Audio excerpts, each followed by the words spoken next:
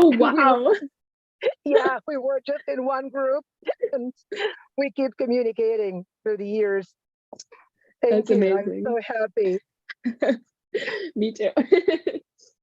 So this is the project Vasil Karazin Kharkiv National University initiated in February 2023 to support our dear Karazinites, our students who study online, sometimes under shelling.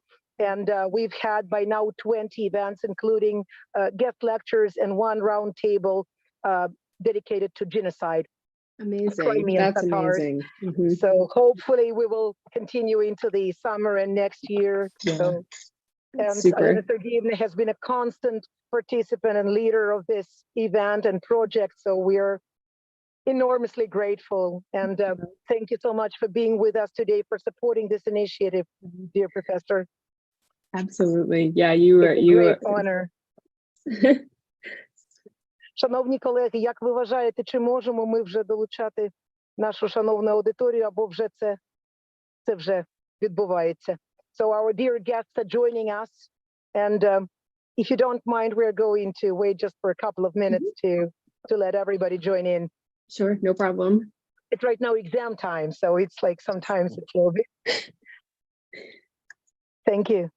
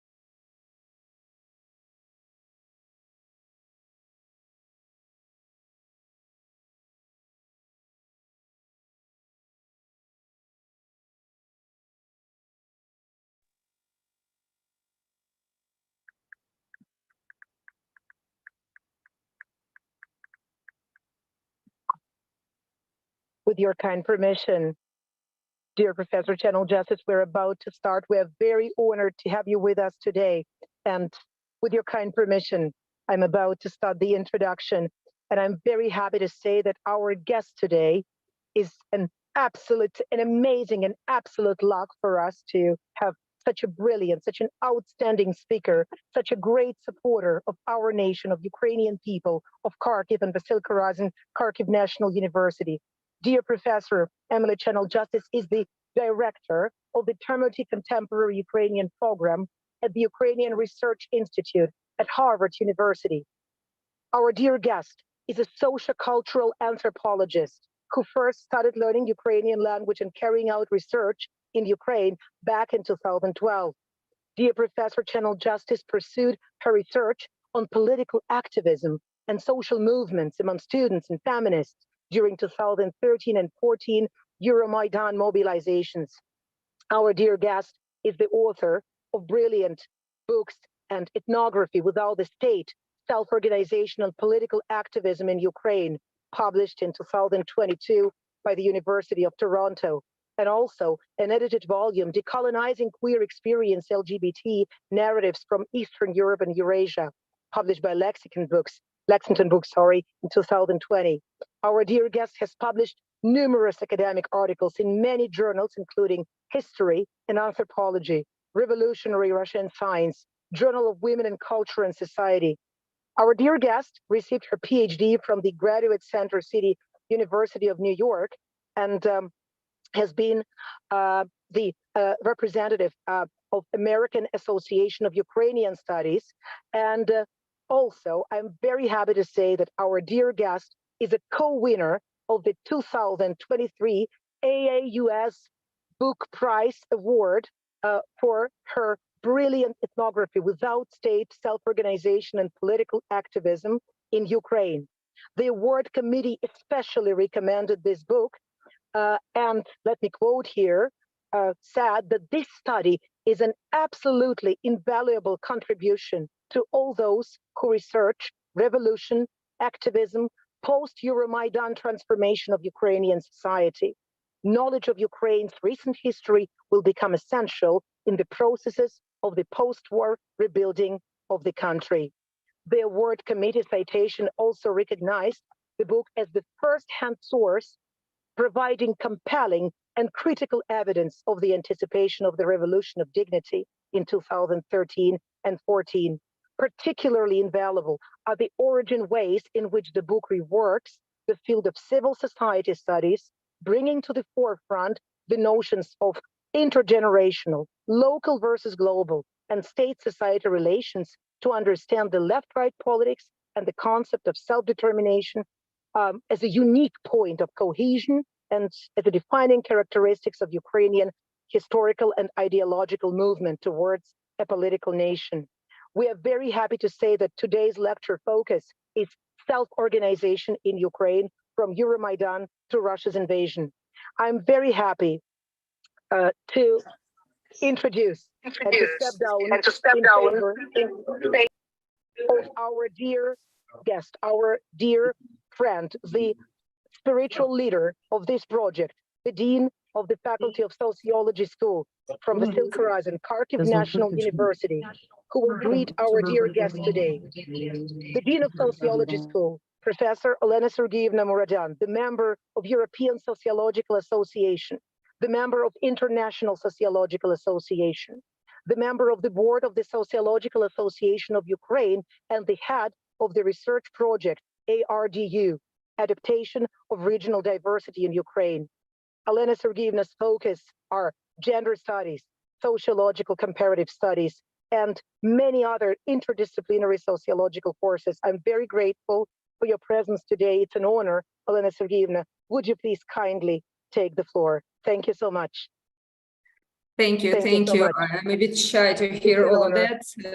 And first of all, I would like to greet Dr. Emily in online Horizon University, but as I always say, I really hope that after the end of the war, I will really see you in our offline rooms, in our offline auditorium, because as for me, yes, because I'm a sociologist, but your lecture and your work, it's quite valuable. They're really valuable, and that's what I would like to share to all who are online nowadays, and for those who will have chance to listen it later, because we have stream, because, you know, very unstable situation in Ukraine with electricity and internet connection, so that's why we do recording, and I'm sure much wider audience of those who will be able to listen to your speech today. What is important, I was thinking that usually we can hear words that there has never been a better time to study Ukraine than nowadays, that's last few years. But for me, it's very valuable to listen those who did it even longer, much longer than 1 year, 2 years. And especially when we talk about, yes, social science, but from a different interdisciplinary approach. And that's why all these ideas about social movements, how it was created, quite important to understand. And also personally, I'm very interested in all your ideas connected to gender studies also, and generally to your way how you came to the study Ukrainian language, Ukrainian history, Ukrainian the past, to be an expert in Ukraine for more than 10 years. So I'm really very happy and very inspired to hear your lecture. I'm very grateful for you to have time, even I know this is time difference, so it's quite early morning for you. And really, the floor is yours. Thank you so much. Thank you. Shall I? Yeah, thank you. Well, thank you, Professor Legida, for the introduction, for the invitation. Thank you, Professor Moradyan, for the kind words. And to everybody who's here on this virtual lecture, I really appreciate your attendance and your interest. And I really hope that very soon we'll be meeting in person in Kharkiv in particular, but hopefully somewhere in Ukraine. So I have, I feel very, a little, I don't know what the right word is. It's funny to talk to you about self-organization because you know more than anybody else what is self-organization and you know how it works. So the way that I usually present my material is to an audience who does not have any familiarity with Ukraine and who doesn't have any familiarity with the deep tradition of self-organization in Ukraine. So I want to go ahead and present my work to you in the way that I usually present it, with the explanation of the terms that I use, how I usually see Ukraine. And I'll talk a little bit also about the methods that I've used for this project in particular. But I hope that will be kind of interesting to you to sort of hear how somebody coming from this analytical angle thinks about the things that might be very natural to you. And I will certainly take your questions at the end of the presentation. So, okay, I hope that you can see the presentation there. Everything is working. Great. Absolutely. Thank you. Super. So, one of the things that happened when actually in December of 2021, so before the full-scale invasion happened, was that I did a lot of interviews about Ukraine. A lot of people asked me a similar question about what would happen if Russia invaded. And they asked me whether or not I thought Ukrainians would fight back. And I could not understand why I always had this question, because I had, from my research in Ukraine about, political activism and social movements, I knew that people would fight. I knew that people would not just, let Russians come in and take over. And I really felt like this question came from people who had no familiarity with Ukraine. They had not been paying attention to Ukraine at all because they would have seen this pattern. And so as you very well know, when the invasion happened and bombing campaigns began around Ukraine, so many people volunteered for the armed forces that offices had to turn people away. And every single person who I knew in Ukraine decided to fight somehow, whether that was picking up weapons and mobilizing, whether that was doing some sort of humanitarian delivery. You can see in the photos here two of my very dear friends who have been raising money for bulletproof vests, other types of equipment, delivering them to soldiers on the front lines. They have been doing deliveries in Kherson recently and doing aid deliveries and now helping with evacuations from the flood zones. And so people are mobilizing however they can. So I wanted to look just briefly at some actual statistics, because my colleagues at the Mobilize Project, which is the head researcher is Ola Onuk, who's a sociologist based in the UK, who has been doing also really exceptional work on social movements and civil society for many years. So they have been running a survey, and they asked this question: since the Russian invasion of Ukraine, have you participated in any of the following actions? And as you can see from this data, 60% of people have donated, 30% of people have volunteered, people have participated in the territorial defense, other kinds of armed resistance, as well as civil actions, so demonstrations, civil disobedience, that sort of thing.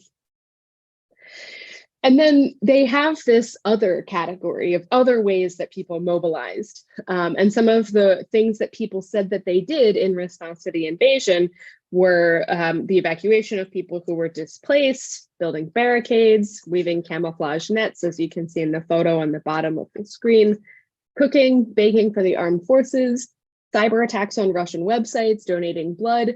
And then my favorite was that somebody said the way that they had helped was to give some chickens to the troops so that they could make a soup because they might be hungry. So the thing that is really most remarkable about how we understand self-organization in Ukraine is the breadth of this concept. How we see so many people doing so many different kinds of things, and all of it is part of this universe of what we call self-organization. So I trace, in my book in particular, I trace the concept of self-organization largely to the Euromaidan protests, but even more recently, I've been looking back into Ukraine's history and looking even into the Cossack governing structures as a kind of self-organization based on self-determination.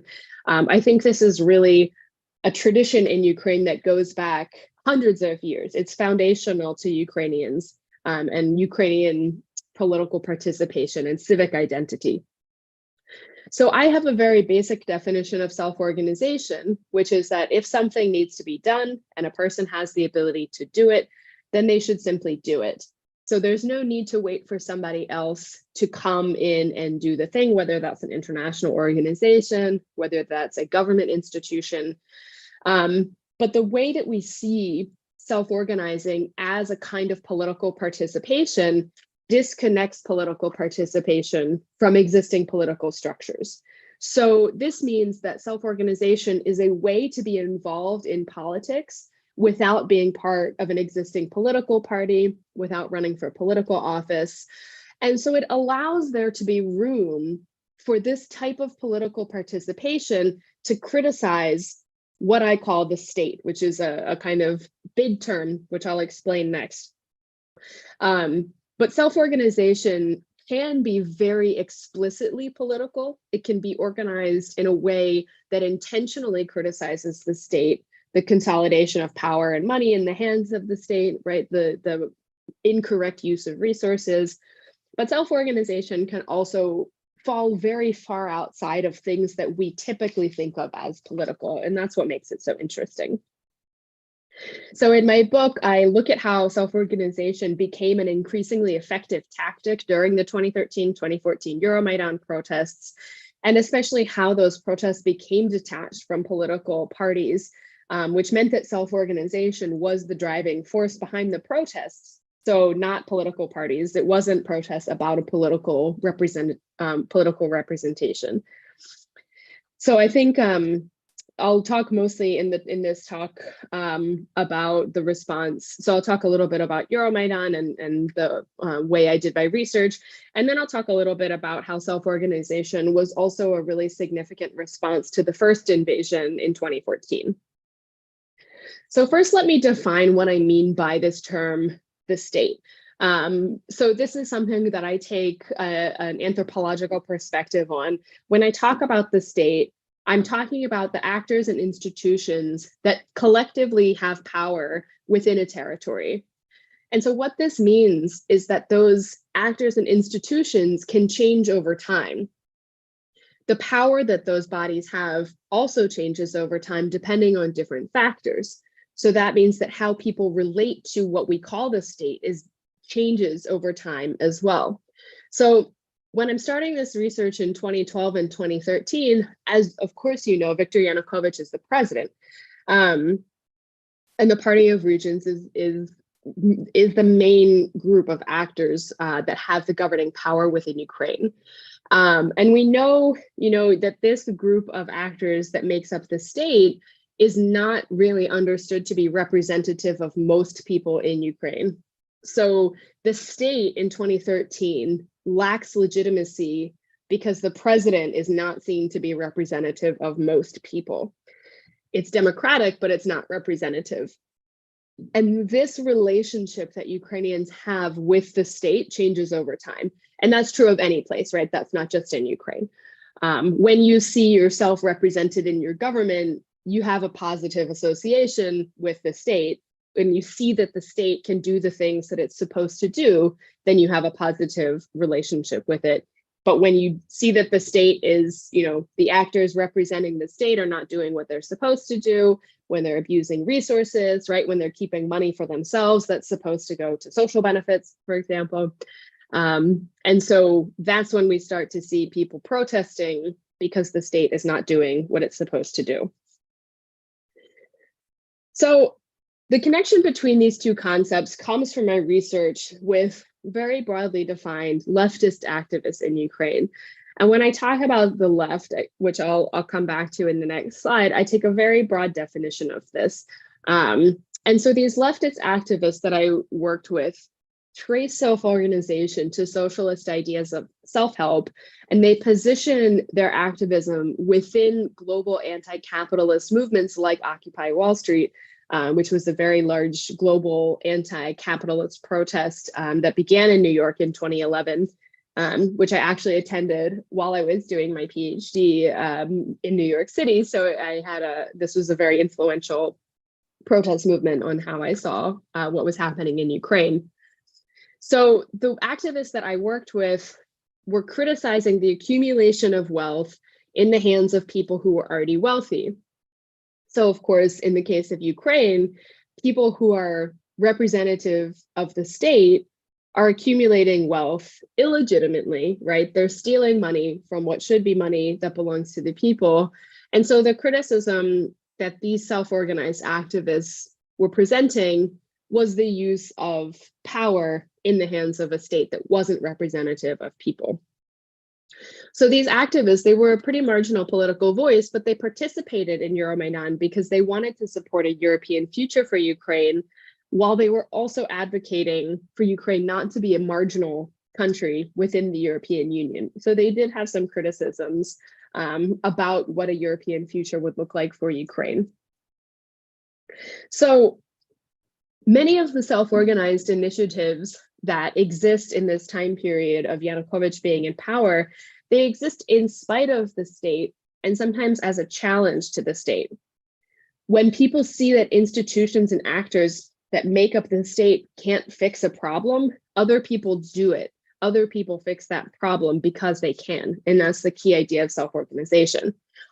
So like I said, some of these examples of self-organization are very overtly political. So the Yanukovych regime can't govern Ukraine in a way that's acceptable to citizens. So citizens create their own mechanisms of government through the Euromaidan protest. But then we also start to see self-organized initiatives in the form of humanitarian responses, ways to help settle displaced people. And I would argue, and I argue in this book, that all of the various kinds of self-organized initiatives are part of the reformulation of the citizen-state relationship that happened in Ukraine after 2014. So before I dig in more to some of the examples, I want to talk a little bit about my research itself. I'm not sure if any of you here will be familiar with Promedia, Direct Action. This is the independent student union with which I did the majority of my research. So this is an organization that has existed kind of in waves since the 2000s at different universities. There's been representation at universities around Ukraine, but their most active groups have been based in Kyiv. They recently regenerated, and they started. They have a new presence on social media. So I'm really interested in sort of seeing how they position themselves now. But I started working with them in 2012, and so. As you can maybe guess here, this is in 2012, they organized a student organizing camp in Crimea. And so basically we talked about how to do student organizing, the types of issues that would be important, some tactics, how to organize protests. And so my ethnographic methods were basically attending things like this student organizing camp, attending Promedia's organizing meetings, and then interviewing members of the student organization as well over time. And interestingly enough, I started doing my interviews with activists in September of 2013. So just a few months before the Euromaidan protests started. And what I ended up doing was sort of following that group of people around the protests as they started to happen. And so I was already working with this group of student activists when the protests began. And as you very well know, student activism was a really key aspect of the organization of those protests. So I really had a front row seat to what was happening and how decisions were being made. So just to kind of summarize, my methods are this combination of participant observation, attending meetings, visiting the protests, watching what's happening, interviewing activists, talking to them about how they participated, what they did, how they made decisions. I drew also a lot from email communication, Facebook communication that was happening behind the scenes to understand, what was going on and how decisions were being made in real time. And then I read, a lot of news articles about the protests. I read a lot of, articles that were written by others to sort of understand the different ways to conceptualize the protests. So I would say those are kind of my key methods. I also use a lot of data from others who have done larger surveys. I don't do surveys myself, but I like to use that data because I think it paints another part of the picture. So I'm a strong advocate of a mixed methods approach myself. And then to clarify a little bit more about the left in Ukraine. So I use this word leftist because the people that I worked with called themselves leftists. They use this term to define themselves. They are not affiliated with any leftist parties like the Communist Party or the Socialist Party of Ukraine.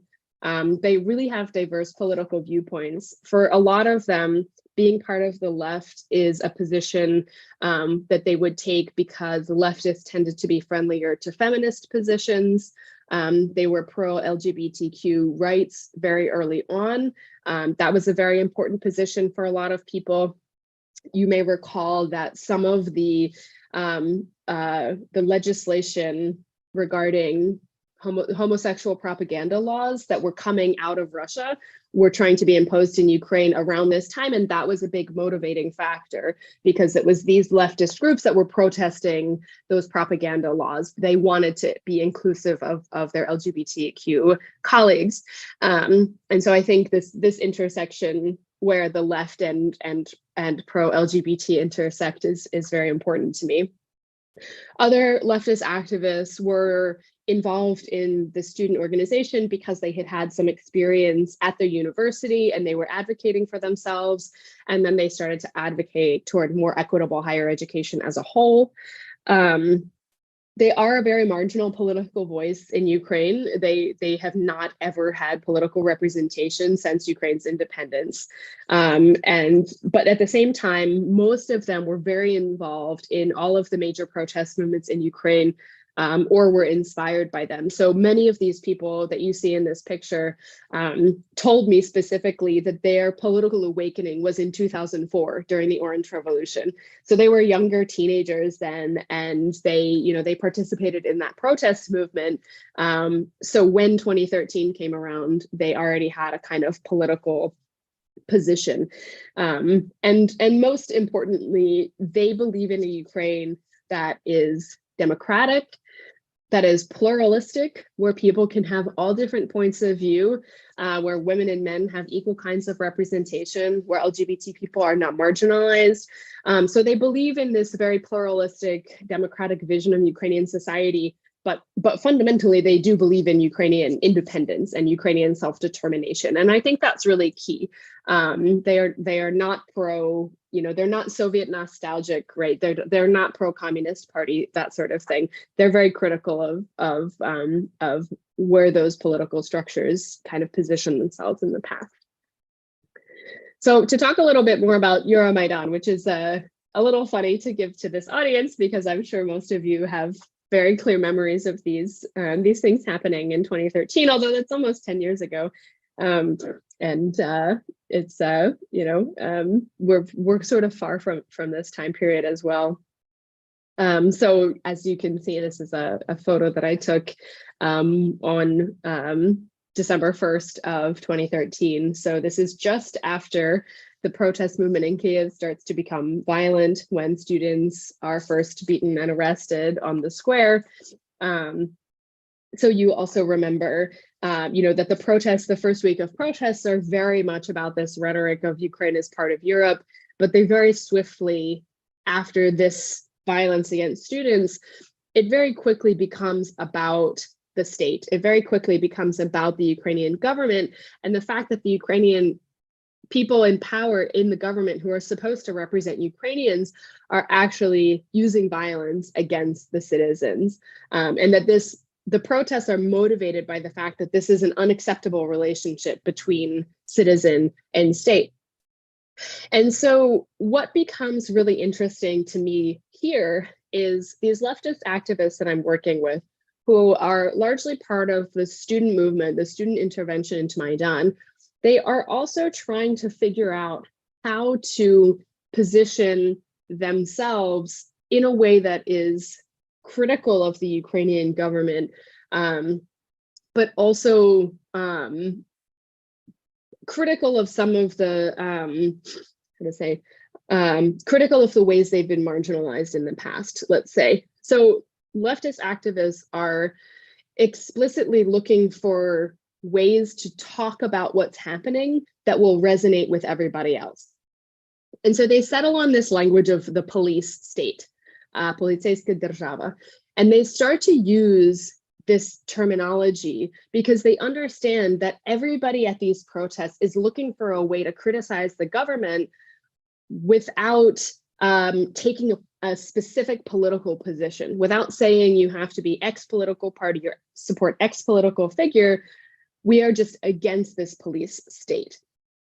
And so I have this banner that, I don't know, maybe some of you have seen a picture of this banner, but you can identify that the banner is hanging at the occupied Kyiv City Hall, which was of course a really important protest site, kind of central site for the protest. And I love the story of this banner because I saw when this banner was made, it was during a leftist, just a meeting trying to figure out what to put on the banners. They're against the police state. They make this choice. So initially they hang this banner during a large scale protest from a lamppost on Kreshchatyk. It's just hanging there. And the banner ends up, I see it again when I visit the occupied city hall much later on. And it's hanging, right on the top floor next to all the other flags. And then later on, I think I took this picture in March. The banner is also hanging out front of the building. And the reason that I love this story is because another colleague of mine, another American anthropologist who was also in Ukraine at this time, she took a picture of the banner. And when she was giving a presentation of her own about her research and about Euromaidan, she put up this photo of this banner. She had no idea where it came from. She just thought it evoked exactly what these protests were about. And so for me, this was a really important moment where I realized that the leftist framework about the state, this criticism of the state and the police state, had actually permeated the whole protest. This was what the protests were organized around. And it didn't matter that these were people with a leftist political ideology. It was just that they had found this language that really resonated, that really articulated what people's problem with the state was. And so this banner to me symbolizes, it's the example when my colleague showed this banner, no idea where it came from, no idea, who had made it, and the fact that these leftists had conceptualized this banner just in December, right, just after the first violence. It's such a good illustration, I think, of this shift to including language about the state. And like I said, not articulating a specific political position. So to return a little bit to self-organization, as we understand, the Euromaidan protests have this specific goal. This is to remove President Yanukovych, who does not represent people anymore. They achieve this goal. And as we know in response, the Russian Putinist regime invades first Crimea and later Eastern Ukraine. And so this is when I would argue that we start to see the self-organization that we learn from these protests, we start to see it become something else. So Russia first invades, people start to understand that they need to do something that's a little bit different. And that's because after the protests removed the president, the citizen-state relationship has now changed, right? The state that people want to see is, so the state that people want to see, they can actually ask for. And so, as you know, the post-Maidan government is a temporary government that's put into place until the elections take place in May of 2014. And that government is criticized not because it doesn't represent citizens, but because it can't do the things that the state is supposed to do. So in this case, the Putinist regime invades Crimea, they annex the peninsula, people need to leave, people need to get to safety. The Ukrainian state can't do it, not because they don't want to, but because they don't have the capacity to do it, because they're a temporary administration that's just sitting, waiting for the elections to happen. And then after the elections happen, again, it's still very difficult. Resource allocation needs to change a lot. The military that Poroshenko inherits is not capable of meeting the Russian military. This is because he inherits this very corrupt system that has been exploited by state actors before it, right? So the reason that this is all important is because we start to see, in response to the annexation of Crimea, self-organized responses that happen in different ways than the protest happened. So here, this was a protest that was organized on the 8th of March, so International Women's Day. It was a demonstration that was sort of designed to be more positive. It was the women of Maidan support the women of Crimea. And we wrote postcards that would be taken to women from Crimea. We sent videos basically saying, we support you. Just to sort of show some kind of support. And I talked to a lot of people who began to do volunteer work to help people who had been displaced from Crimea. And so that was a combination of people who directly went to help evacuees who were trying to find places to resettle, to people who worked on hotlines to help people find places to live. So self-organization started to take a much broader form.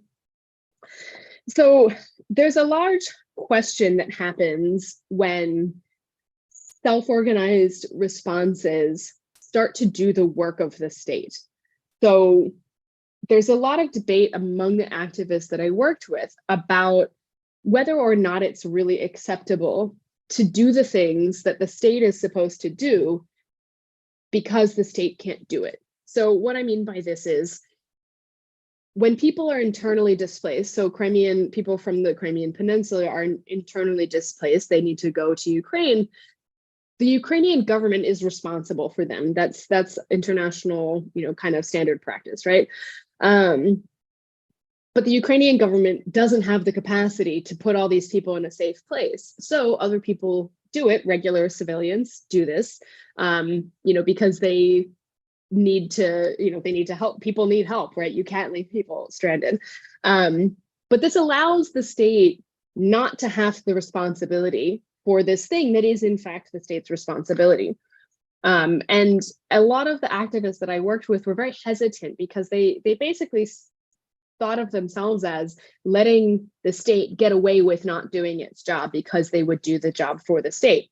So I have another example of this that's specifically about the volunteer military response to the invasion, and particularly the invasion of the Eastern Territories.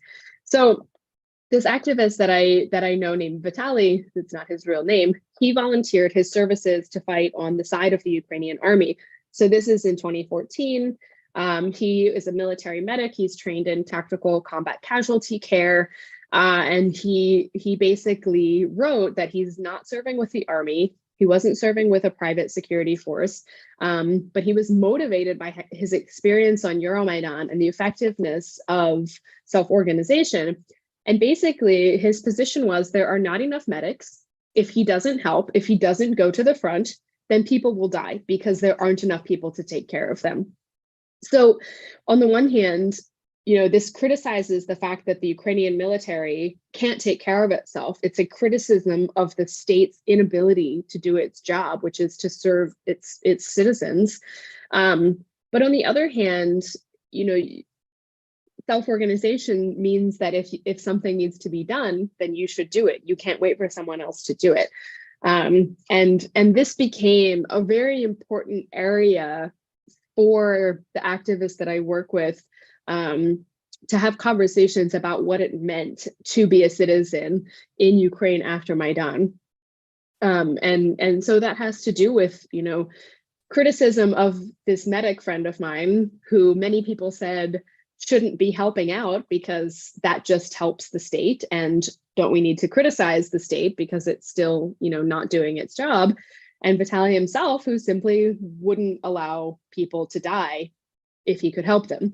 And this, as you well know, in 2014, this volunteer response was not just volunteers in territorial defense forces and medics like my friend, but it also included volunteers who sourced equipment and distributed equipment to people who were volunteering, and especially people who volunteered to help people who were forcibly displaced from the temporarily occupied territories.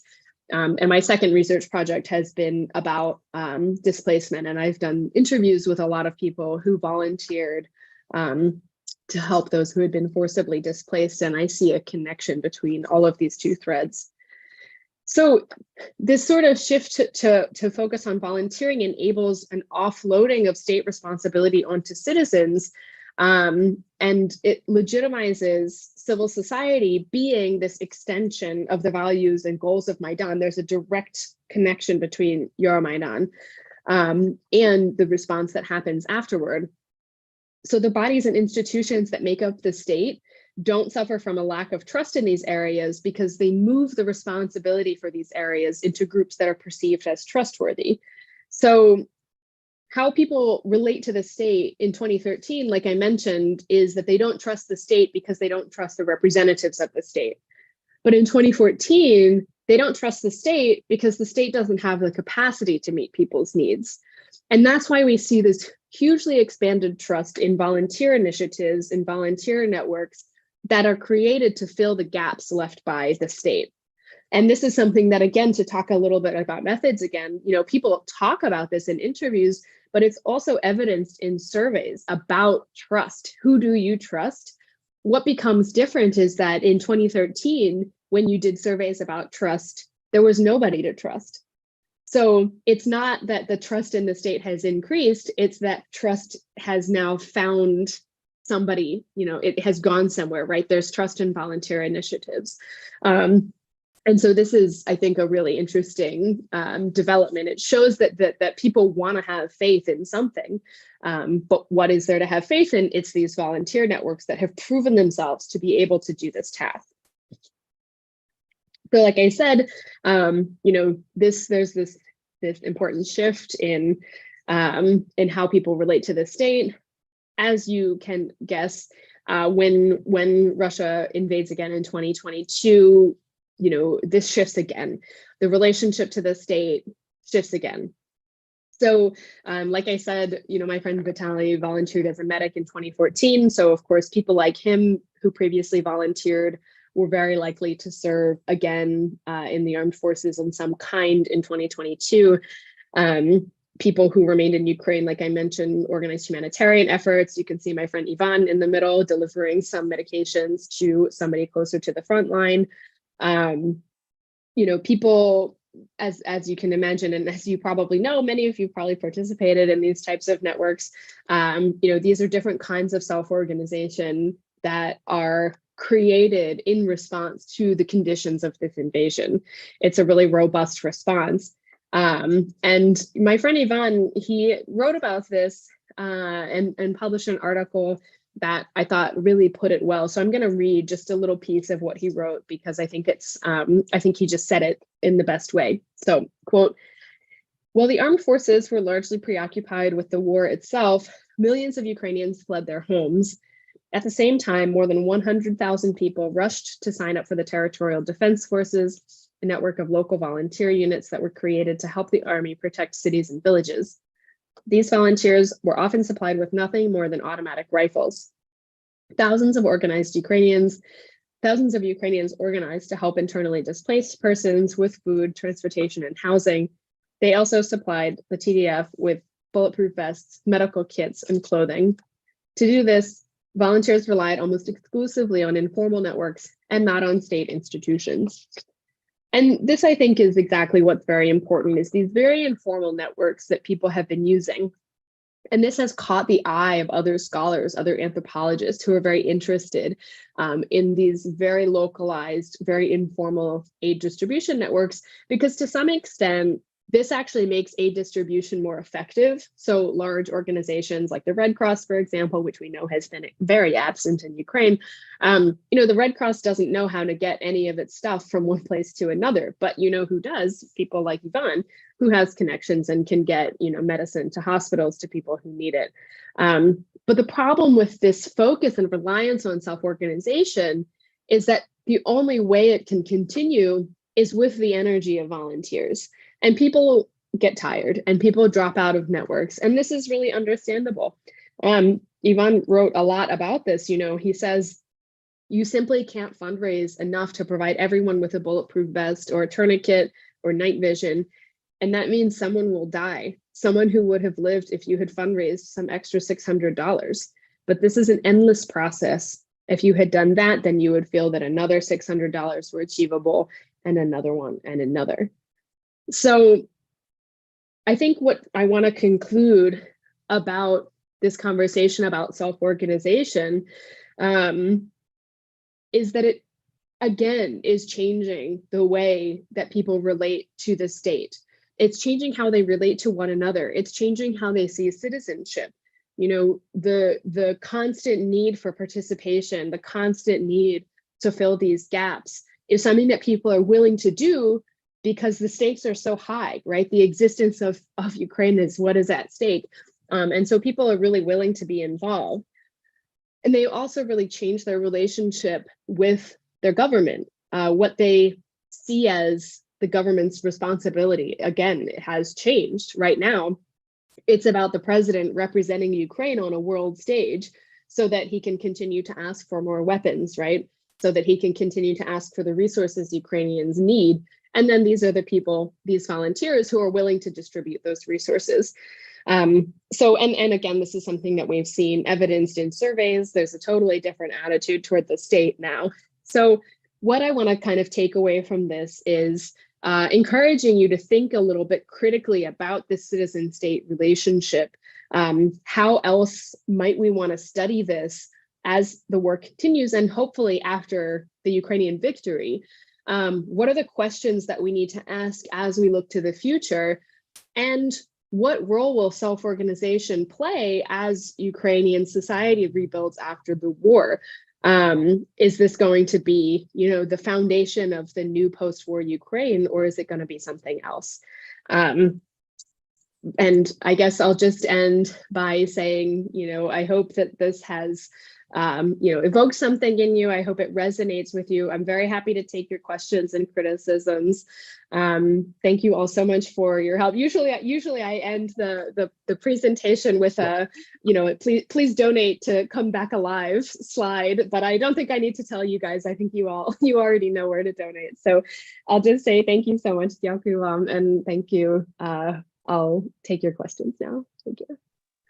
Thank you so much. Thank you. Thank you, dear Professor Chennel-Джастіс. Thank you, dear friend, for this amazing insight into what has been happening and into what is happening and how all of these events are interrelated. I think we have seen just a very deep and profound analysis of what has been actually happening to us. We were inside of it. And thank you very much for your interpretation, for your brilliant interpretation of these events, and for your publishing this amazing inputs into the shape of the book, which we will largely advertise among our students. Thank you so much. My dear friends, dear colleagues, dear Karazin academic community, please, you're so much welcome with all sorts of questions. We've got our staff here, we've got our faculty, we've got our deans of faculties, our students. Please, you're most welcome with your questions about what has been tormenting our country for so many years by now, please take the floor. We've got a unique chance to be communicating to such a professional in the field that has been just described to you. Would you please, do I see some hands? Or you need some little time to, I've got a question. We've got a question from our first speaker. Please, dear Ms. Klishova, dear Pani Anastasia, would you please follow with your question? The floor is yours. Thank you so much. Well, Emily, why did you become interested in Ukraine specifically? Well, I wouldn't be surprised if you were interested in our country now, but back in 2012, it's not strange, but I just wonder. Yeah, thank you for the question. It is, yeah, it was very, there were not very many anthropologists from the US working then. I actually first visited Ukraine in 2004. I was studying Russian, and I was actually trying to teach myself Russian at school, and it did not go very well. So I wanted to go to a Russian speaking country to learn. So I did an exchange program in Kyiv. That's how I learned that Ukrainian and Russian are very different languages. The school I went to was a Ukrainian language school, so I was hearing Ukrainian all the time. And that is actually where I met Vitaly, the medic that I mentioned in the talk. We went to the high school, the same high school during this program.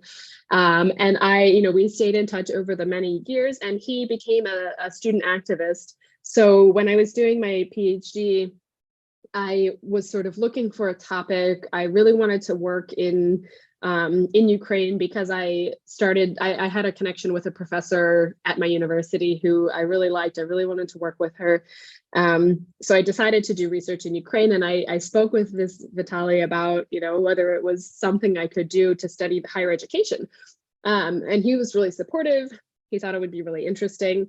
So I decided originally that I would study higher education reform and activism around higher education, because I was also very involved in that kind of activism at my own university. So that's what I came to study. But of course, after a couple of months, the Euromaidan protests began, and obviously that was a lot more interesting. But that's the explanation, was really just, I was interested. I wanted to do anthropology my whole life. Well, I guess not my whole life. As soon as I knew what anthropology was, I wanted to do anthropology. And anthropological toolkit is really helpful, for asking questions about. It was really helpful for me for asking questions about Ukraine. So, and I mean, really, I can't overstate how helpful it was to have somebody like this Vitaly helping me navigate, getting me introductions to the people I would want to interview, explaining things to me, having a kind of key person to help get into a group is really essential in anthropology. So I owe a lot to him. Well, yeah, thank you for the question. Quite interesting life story. Thank you so much. Most interesting and so stimulating. Thank you so much, guys. Please be brave. We've got an amazing chance to talk to such a brilliant lecturer, a unique personality who has done so much for our country and who is fighting together with us for our freedom. Would you please join in? Dear Emily, if you permit, could you please say, what did you find most challenging while writing the book? While writing your recent book, what seems to be most challenging to you as an author? Yeah, that's a great. Thank you. It's a great question. So actually, the book project took me eight years altogether, and part of that was because I didn't know what to write for a long time. I needed to find some distance. And so I think the actual most difficult thing to write was the chapter in the book that's about higher education and student protests, because that chapter, the first time I wrote it, I began that chapter in 2012, and then writing a book that came out, last year, giving up some of the stuff that was the origin, the foundation of the project, and letting that stuff go out of the book. That was genuinely the hardest part. Because, you know, and I kept it, right? Like it's in a file that says, I cut this from chapter about education because I don't want to lose it forever, right? But I think giving up what the project was when I started it and into a book that I want people to read, you know, was actually like very, very challenging. But the rest of it, you know, I was very lucky. Like I had a great support network. The University of Toronto Press was a fantastic press. They really supported me. They really helped me position it as a book about Ukraine, but also as an anthropology book so that the audience is mixed. So I think, you know, just in terms of the writing process, taking my time, I took a long time. I wasn't always sure that was the right choice, but I'm very happy that I did take that time because I'm, you know, much happier with the product now. But yeah, giving up parts of it was not easy. Thank you so much. I hope that part that stays in the file right now, it will find its way into publishing someday. Someday, absolutely. Thank you so much. Yeah. Professor Elena Sergeyevna Muradyan, I'm happy to give the floor. Thank you so much for your question. Yeah, thank you, Dr. Emily. I think my first question, I think you heard that a lot also in Columbia University when you presented your book. What is about the title? Why without the state? Everything is very clear about the second time, but first, second part of it. And second question is connected to actually to those who quite often talk about negotiations in this situation, who talk about or who criticize military support for Ukrainians, who actually advocate some kind of negotiations, and they say that the end of the war will come faster if it will talk from the point of the peace, from the point of pacifism, etc. So for those who study Ukraine for so long time, what can you say about this actual idea? Because especially for those who interact on international academic field, they can sadly, but they can face these questions quite often.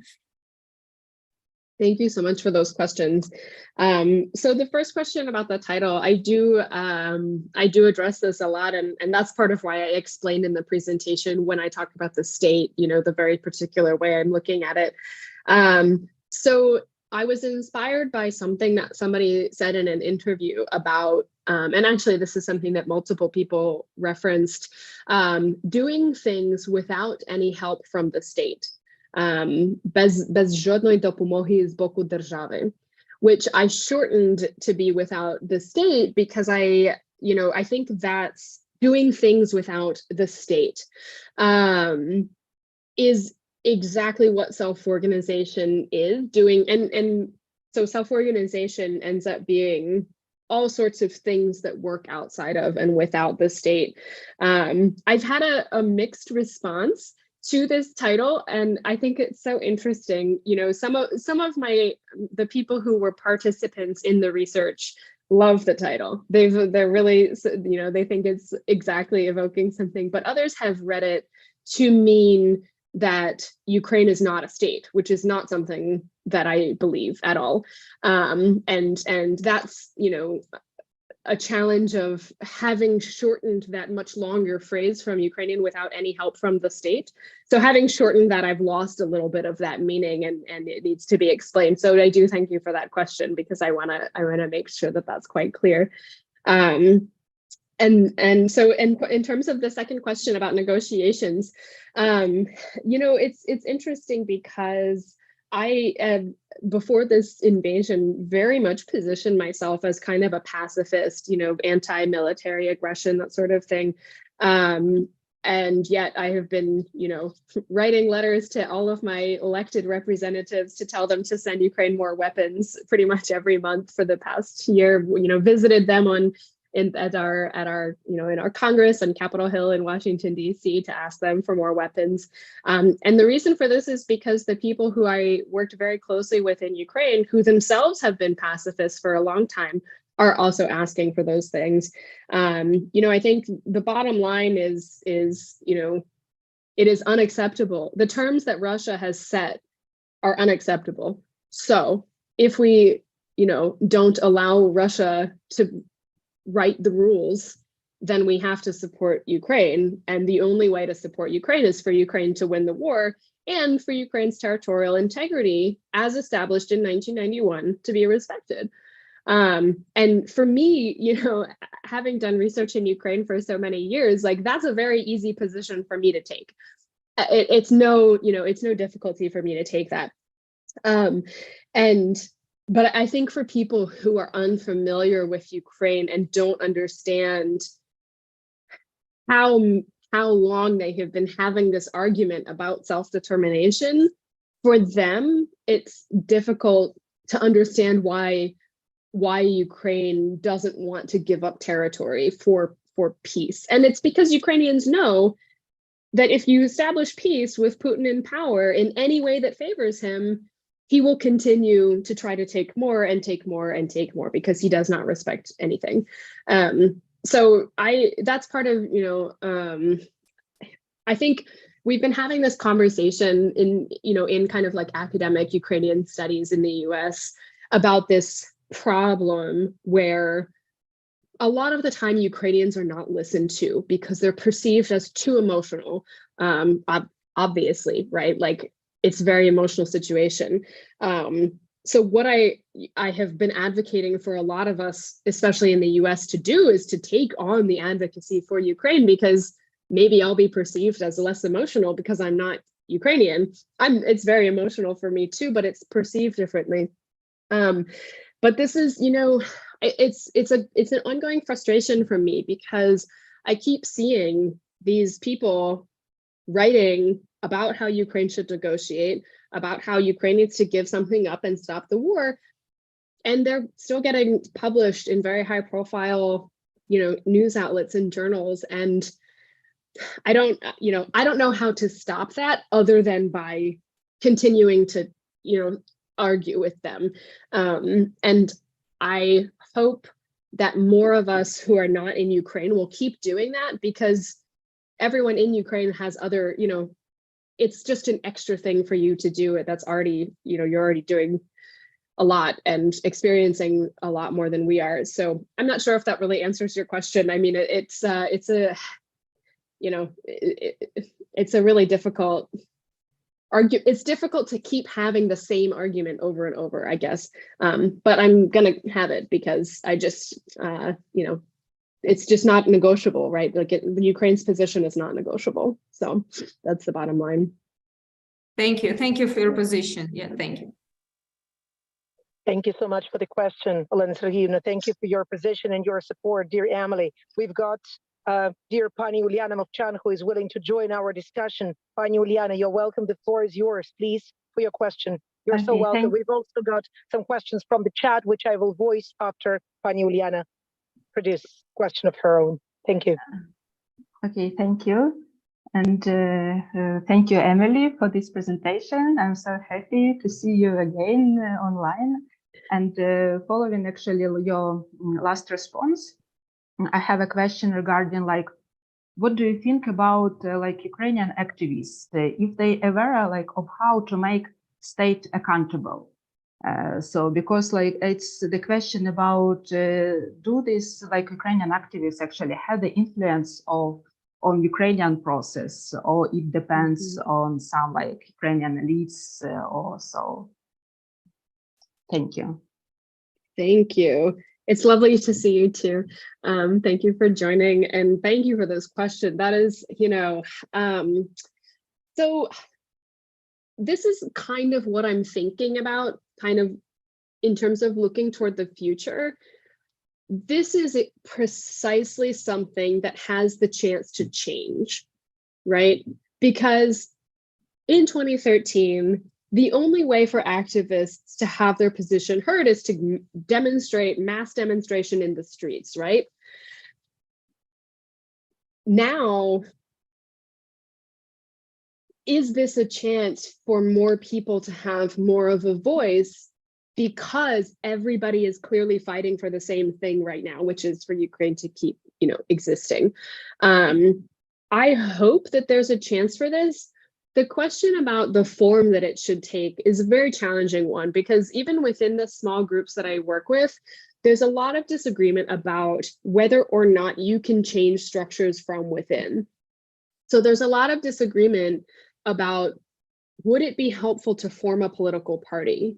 Because then we can have some representation, and then we can be part of the government and be part of the conversation. Other people within the circles that I work in don't agree that you can change anything from within the structure, because the structure itself is fundamentally, never going to change. It's always about people keeping power and people amassing wealth. But I there will have to be, as you well know, some type of political reconstruction in Ukraine after the war, right? Right now we're in martial law, which is, not a democrat, not like a very acceptable democratic structure for the long-term political forum. So is there a way for there to be more accountability in the type of democracy that Ukraine has in the future? I think it's an open question. I mean, there's a big opening, I think, for civil society types of groups to have influence on representatives. So I think